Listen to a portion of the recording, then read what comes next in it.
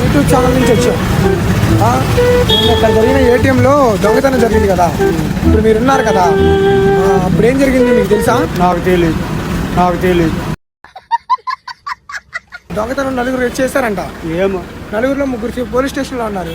నాకు తెలియదు. యాందిరయ్యా ఏం చేస్తున్నా? మీరు కదా? మేము ఉండేది పార్టీ కచ్చేది ఇక్కడ. ఇప్పుడు బాబాయ్ గారు అంటున్నారు అక్కడ నలుగురు దొంగతనంలో నేను ఉన్నాను, కానీ నలుగురు మా వాళ్ళు స్టేషన్లో ఉన్నారు, నేను ఇక్కడ బయటికి తప్పించుకొని వచ్చేసాను అంటున్నారు. నేనేమో కొంచెం వాడిని అనుకుంటున్నావా? ఏమే ఏదో మెంట్లా బాబాయ్ ఇప్పుడైతే నేను చేశాను, కానీ మీరు అందరి ముందు చెప్పొద్దు అంటున్నారు. మనకు తెలియాలి. నాకు పచ్చకాయలు